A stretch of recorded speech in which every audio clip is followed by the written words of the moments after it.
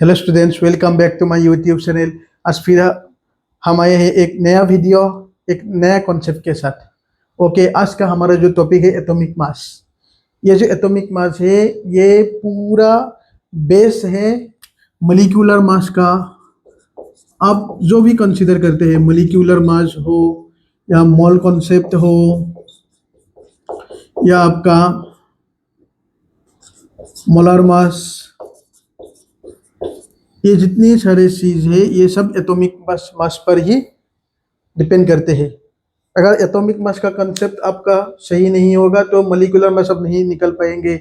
Mole concept के बारे में आपको पता नहीं होगा, मोलर मास के बारे में आपको पता नहीं होगा। तो इसके लिए आपको ये क्या करना है, ये जो एटॉमिक मास है इस टॉपिक को आपको खूब अच्छी तरह से समझना है कि एटॉमिक मास किसे बोलते हैं। ओके, जनरली देखो एटॉमिक मास किसे बोलते हैं। Atomic mass means mass of an atom. Atomic mass का मीनिंग क्या है? Mass of an atom of an element. कोई भी एलिमेंट का एक एटॉम का मास कितना है उसे ही हम क्या बोलते हैं? एटॉमिक मास बोलते हैं। ओके, जैसे ऑक्सीजन का एक एटॉम आपको दे दिया, इसका मास कितना होगा? एक एटॉम का मास, उसे ही हम बोलेंगे ऑक्सीजन का एटॉमिक मास। ठीक उसी तरह नाइट्रोजन का एक एटॉम आपको दे दिया, नाइट्रोजन का एक एटॉम का मास कितना होगा? उसे ही हम बोलेंगे नाइट्रोजन का एटॉमिक मास। तो आइए हम डिस्कस करते हैं। अभी देखिए, कोई भी एटॉम के बारे में अगर हम कंसीडर करेंगे तो आपका क्या आइडिया होना चाहिए कि कोई भी एटॉम के एकदम बीसों बीस क्या होता है? ये न्यूक्लियस होता है, और न्यूक्लियस में रहता है कौन? Proton and neutron. और जितना इलेक्ट्रॉन है वो सब इलेक्ट्रॉन और न्यूक्लियस के राउंड में होते हैं। अलग अलग सेल में अलग अलग इलेक्ट्रॉन होते हैं। तो प्रोटॉन एंड न्यूट्रॉन रहता है एकदम 20 में, और इलेक्ट्रॉन कहाँ रहता है? ये जो ऑर्बिट है, ये ऑर्बिट में इलेक्ट्रॉन रहता है। तो ये पूरा ये एटॉम का सिस्टम है। ये पूरा का पूरा सिस्टम क्या है? एक एटॉम का है। तो एक एटॉम, अगर आपको एटॉमिक मास के बारे में जानना है तो आपका पहला आइडिया क्या होना चाहिए? Atomic mass means mass of an atom of an element. कोई भी एटॉम का मास जितना है उसे हम एटॉमिक मास बोलते हैं। तो एटॉम में इलेक्ट्रॉन, प्रोटॉन और न्यूट्रॉन रहते हैं। तो एटॉमिक मास भी क्या होगा? ये सबका, इन सबका समेशन होगा, इन सबका एडिशन होगा। तो हम क्या लिख दिया हमने? Electron plus proton plus neutron, इन सबको ऐड करने से हमें एटॉमिक मास मिलेगा। फिर ये याद करना होगा आपको कि एक इलेक्ट्रॉन का मास कितना है? 9.1 इंटू 10⁻³ kg, और प्रोटॉन का है 1.67 इंटू 10⁻27 kg, और न्यूट्रॉन का भी सेम ही है। ये जो देखा है आपने -27 10⁻27, ये बहुत स्मॉल वैल्यू है। और इससे भी ज्यादा स्मॉल है ये -31। सो इसको हम क्या करेंगे? नेग्लेक्ट करेंगे। ये नेग्लिजिबल है। Negligible with respect to what? Negligible with respect to proton and neutron. So atomic mass निकलने के लिए हमें जो चाहिए था electron plus proton plus neutron, तो हम क्या करेंगे? इलेक्ट्रॉन का मास इन दोनों के मास से और बहुत कम है, तो इसको हम क्या करेंगे? नेग्लेक्ट करेंगे। तो एटॉमिक मास का मतलब क्या हुआ? Proton plus neutron. ओके, हम इसे प्रोटॉन प्लस न्यूट्रॉन जितना है उसको ऐड करने से हमें क्या मिलेगा? एटॉमिक मास मिलेगा। और इलेक्ट्रॉन का मास हमने क्यों नेग्लेक्ट किया? क्योंकि इलेक्ट्रॉन का मास इन दोनों से भी बहुत छोटा है। ठीक है, अभी ये जो एटॉम हमने दिया आपको, ये कौन सा एटॉम है? आप इलेक्ट्रॉन के नंबर देखकर ही आपको पता लगेगा, क्योंकि पहले सेल में है 2 इलेक्ट्रॉन, दूसरे में है 8 इलेक्ट्रॉन, और तीसरे में है 1 इलेक्ट्रॉन, यानी ये है 281। दैट मीन्स ये है सोडियम। यहाँ कितना इलेक्ट्रॉन है आपको पता होना चाहिए। यहाँ इलेक्ट्रॉन है 11 इलेक्ट्रॉन है, यहाँ प्रोटॉन है 11, और न्यूट्रॉन है आपका 12। क्यों? क्योंकि ये सोडियम जो है, सोडियम का एटॉमिक मास क्लास 9 में भी आपको मिला 23 है। इसका यूनिट हम क्या लिखेंगे? AMU। Okay, atomic mass of sodium 23 AMU। ठीक उसी तरह अगर हम एटॉमिक मास निकालेंगे, atomic mass of oxygen, oxygen का कितना होगा? प्रोटॉन प्लस न्यूट्रॉन प्लस 9 10 में आपको मिला ही है एक ऑक्सीजन में प्रोटॉन कितना होता है, इलेक्ट्रॉन कितना होता है ऑक्सीजन में, टोटल 8 इलेक्ट्रॉन। तो प्रोटॉन भी कितना होगा, 8 होगा, और न्यूट्रॉन भी इक्वल होगा ऑक्सीजन में, तो कितना होगा ये 16 AMU। ओके, हम इसी तरह से एटॉमिक मास निकलते हैं, सोडियम का अलग, ऑक्सीजन का अलग, और फिर नाइट्रोजन का अलग, हर एक एलिमेंट का अलग अलग क्या होगा, एटॉमिक मास होगा। ठीक है, और ये जो प्रोटॉन, नंबर ऑफ प्रोटॉन 8 क्यों लिख दिया हमने, क्योंकि एटॉमिक नंबर का मतलब ही है नंबर ऑफ प्रोटॉन। जैसे आपको मिला होगा क्लास 10 में, एटॉमिक नंबर हाइड्रोजन का 1 है, हीलियम का 2 है, लिथियम का 3 है, बेरिलियम का है कितना 4, 5 किसका है, बोरॉन का 6 है, कार्बन का 7 है, नाइट्रोजन का 8 है, ऑक्सीजन का, तो मिला होगा आपको। ये एटॉमिक नंबर जो है, एटॉमिक नंबर मीन्स क्या है, atomic number means number of proton है, तो इसलिए हमने ऑक्सीजन के लिए 8 लिख दिया, और न्यूटन भी सेम है, तो टोटल हो गया 16। ओके, एटॉमिक मास का कॉन्सेप्ट आपको क्लियर हो गया। लेकिन अभी तो एटॉमिक मास का शुरुआत ही हुआ है। एटॉमिक मास जानने के लिए आपको ये जानना जरूरी है AMU का मतलब क्या है। अभी हम डिस्कस करेंगे AMU क्या है, ठीक है।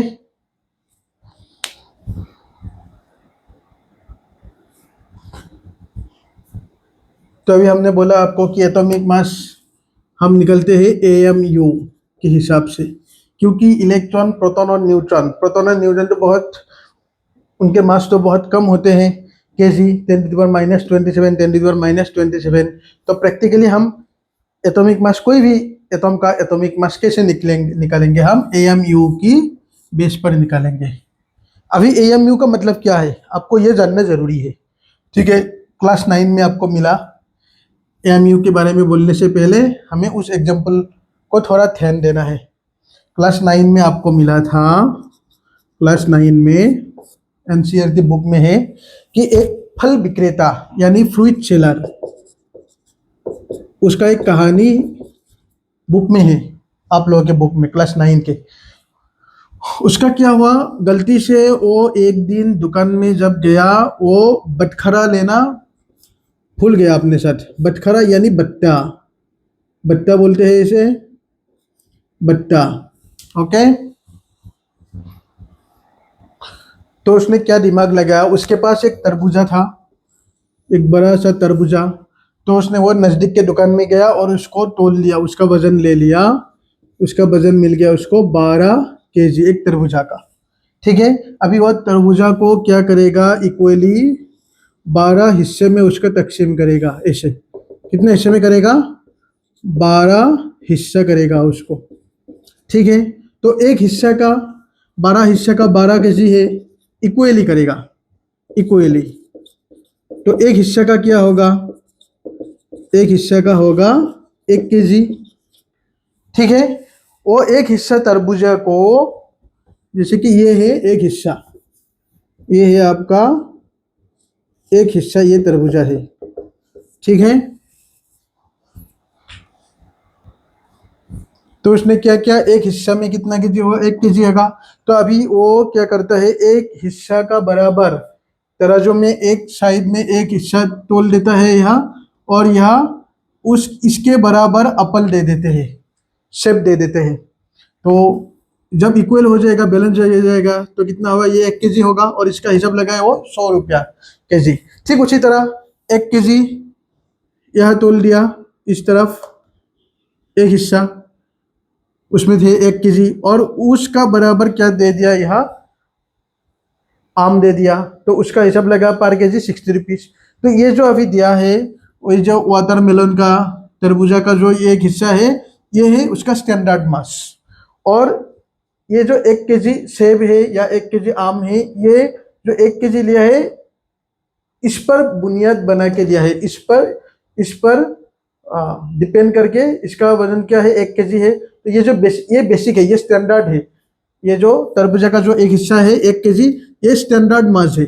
और बाकी जो सेब या आम या कुछ वगैरह यहाँ दे दिया है, वो इस 1 kg के बराबर यहाँ तोल दिया, तो ये होगा relative mass. Relative mass means ये किसके रिलेटिव है, ये एक हिस्सा तरबूजा का रिलेटिव यहाँ 1 kg मैंगो है, और यहाँ एक हिस्सा तरबूजा की बराबर यहाँ 1 kg सेब है। तो ये 1 kg सेब या 1 kg मैंगो ये है रिलेटिव मास, और ये जो एक हिस्सा है तरबूजे का ये है स्टैंडर्ड मास। ओके, तो ठीक इसी तरह ये इसने ये दिमाग लगाया, क्यों? क्योंकि उसके पास तो कोई बत्ता या बटखरा नहीं था, तो इसने ये दिमाग लगा, नहीं तो वो इन सब चीजों का तो वजन नहीं कर पाता। तो ठीक उसी तरह हम कोई भी एटॉम का मास अगर हमें निकलना है तो एटॉम का मास तो बहुत कम होता है, तो हमने क्या किया, हमने मतलब 1961 में पूरा यूनिवर्सली ये एक कॉन्सेप्ट आ गया, और वो कॉन्सेप्ट पूरा यूनिवर्सली वो एक्सेप्ट भी कर लिया। सो 1961 में एक कॉन्सेप्ट आया कि उस कॉन्सेप्ट के मुताबिक कार्बन जो 12 है, कार्बन 12 का एक atom, one atom of carbon 12 का ये वजन कितना कंसीडर किया, 12 AMU। कार्बन 12 का एक एटम को 12 AMU कंसीडर किया। सो अगर हम कार्बन 12 को 12 हिस्से में डिवाइड करेंगे तो 12 हिस्से का टोटल कितना होगा, 12 AMU होगा। तो एक हिस्से का वजन कितना होगा, 1/12 of carbon 12 atom. Carbon 12 atom का, हाँ, 1/12 हिस्सा का वजन कितना होगा, 1 AMU होगा। तो इसको हम लेंगे स्टैंडर्ड, जैसे कि तरबूजा को जिस तरह से डिवाइड किया था 12 पार्ट में और हर एक हिस्सा में 1 kg था, ठीक उसी तरह कार्बन 12 को 12 हिस्से में डिवाइड किया और हर एक हिस्से का वजन कितना होगा, 1 AMU होगा। तो अभी क्या करते हैं, देखो अभी जैसे हमने ये कंसीडर कर लिया, जैसे कि ऑक्सीजन का एटॉमिक मास क्या था, यहाँ हमने एक हिस्से में तोल दिया ऑक्सीजन एटॉम। तो अभी आपको थोड़ी देर पहले मैंने बोला था ऑक्सीजन एटॉम का एटॉमिक मास कितना है, P+N, प्रोटॉन भी 8 है, न्यूट्रॉन भी 8 है, टोटल होगा कितना ऑक्सीजन का 16 AMU। ठीक उसी तरह नाइट्रोजन का कितना होगा, 14 AMU। तो इसका मतलब ये है कि अगर आप तराजू की एक तरफ नाइट्रोजन एटॉम को रखेंगे तो यह कितना, ये कार्बन 12 का ये 1/12 हिस्सा, ये जो है ना, ये कार्बन 12 का 1/12 हिस्सा था एक AMU वाला। तो ऐसा के कितना यूनिट आपको यह कितना यूनिट देना होगा, नाइट्रोजन एक एटम की मास है 14 AMU, दैट मीन्स आपको यहाँ 14 नंबर ऑफ ऐसा स्मॉल यूनिट देना होगा, 1 2 3 4 5 6 7 8 9 10 11 12 13 14, यानी आपको 14 units of 1/12 of carbon 12 atom आपको कितना देना होगा, 14 देना होगा, तब एक नाइट्रोजन एटॉम का बराबर हो जाएगा। ठीक उसी तरह ऑक्सीजन का एटॉमिक मास है 16 AMU, दैट मीन्स आपको यहाँ ऐसा वजन कितना देना होगा, 16 देना होगा, 16 यूनिट्स देना होगा। यहाँ 1 2 3 4 5 6 7 8 9 10 11 12 13 14 15 16। तो अगर 16 आप ऐसा यूनिट देंगे छोटे छोटे तो आपको एक ऑक्सीजन एटॉम का बराबर हो जाएगा। सो अभी समझ में आएगा 16 AMU मीन्स क्या है, ये 16 AMU ऑक्सीजन का एक एटॉम, तो हम ये लिख सकते हैं that is atomic mass of one oxygen atom. तो इसका मतलब क्या हुआ, atomic mass of one oxygen atom कितना है, 16 AMU। That means 16 AMU means ये 16 टाइम्स ज्यादा है, किससे ज्यादा है, 1/12 ऑफ कार्बन 12, ऐसा एक स्मॉल यूनिट का 16 टाइम्स ज्यादा है। ठीक उसी तरह नाइट्रोजन एटॉम का एटॉमिक मास कितना है, एक एटॉम का 14 AMU। दैट मीन्स ये कार्बन 12 की 1/12 भाग से 1/12 पार्ट से ये 14 टाइम्स ज्यादा है। ओके, ठीक इसी तरह हम एटॉमिक मास अलग अलग सब्सटेंस का एटॉमिक मास हम जब लिखते हैं, जैसे कि हमने लिख दिया सल्फर का एक एटॉम का एटॉमिक मास है 32 AMU। दैट मीन्स सल्फर का एक एटॉम कार्बन 12 का 1/12 हिस्से से कितना ज्यादा है, 32 टाइम्स ज्यादा है। ठीक है, कॉन्सेप्ट क्लियर हुआ। सो हम इसके नेक्स्ट वीडियो में डिस्कस करेंगे कि एटॉमिक मास यूनिट को, AMU means atomic mass unit, atomic mass unit को हम किस तरह से ग्राम में हम कन्वर्ट कर सकते हैं या किलोग्राम में कन्वर्ट कर सकते हैं, और अलग अलग एलिमेंट्स का अलग अलग एटॉमिक मास के बारे में हम डिस्कस करेंगे नेक्स्ट वीडियो में। तो इसके लिए आपको इस चैनल को सब्सक्राइब करना होगा ताकि आपको इसका पिछला वीडियो आपको मिल जाए। ठीक है, इसका नेक्स्ट जो वीडियो है आपको मिल जाए, तो इसके लिए आप चैनल को सब्सक्राइब कीजिए, और हर दिन एक नए वीडियो के साथ हम जो नया कॉन्सेप्ट डिस्कस करते हैं आपको वो मिल जाएगा। ठीक है, ऑल द बेस्ट।